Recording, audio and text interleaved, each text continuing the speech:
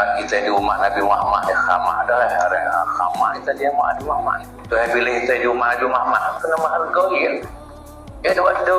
jadi Islam saja berat dalam satu hadis baka Rasulullah sallallahu alaihi wasallam yauman menangis oleh Rasulullah sallallahu alaihi wasallam pada satu hari sampai sahabat yang bila kau ada benda kita takut akhirat apa kita tiap atau zikir mata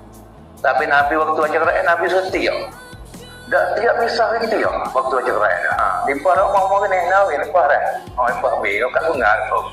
nak buat umur lapis boh kat sungai lapis limpah kau ni lewat tinggal dia dah nak limpah kau dengan masa Nabi Nuh limpah api ukir mari lawe naik tak berapa ni bagi dengan Allah ajak anak yang namakan Quran Nabi nak ajak anak yang namakan mari lawe nak tak tahu ni ada tu saya lupa dia tahu aku pergi ukir ni tadi tu pergi kapur lain dah hari ni Nabi Nuh kata enggak jaya buah bin nam songlo ya buah saya berlaku tak ada ni masa Nabi Nuh pada masa waktu manusia mati begini pun ada nak ni syadi yo dia Pak Ulul depan Allah limpah masa Nabi Nuh faqulu maka berkata mereka itu sahabat Nabi ashabu tu sahabat Nabi bila kalian Nabi menangis ya kata ya tanya Rasulullah tanya dah ma yubkika ya Rasulullah apa yang menangis ya apa akan dikau ya Rasulullah gapo benda awak akan menangis dia menangis suka ni ya tiap dia ada dua tiap suka nanti ya apa ai buat teh mahbi dia ada ma yubkika ya Rasulullah apa benda yang menangis ya akan dikau ya Rasulullah maka Nabi jawab makanya jawab Rasulullah jawab istaqat li ahbabi rindu bagi aku Nabi boleh ahbab boleh sekeluarga kasih kepadaku qalu fa sahabatan kata alasna ahbabaka adakah tidak buat kami sahabat ni kena sekeluarga kasih kepadamu ya Rasulullah qala la Nabi tidak antum ahbabi bukan mutawah kasih padaku aku menangis suka sunat ni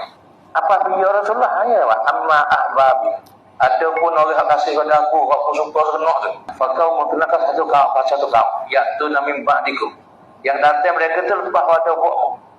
oleh belakang ni siapa kiamat yu'minu Nabi beriman mereka itu dengan aku walam yarani walah tidak pernah melihat mereka itu dengan aku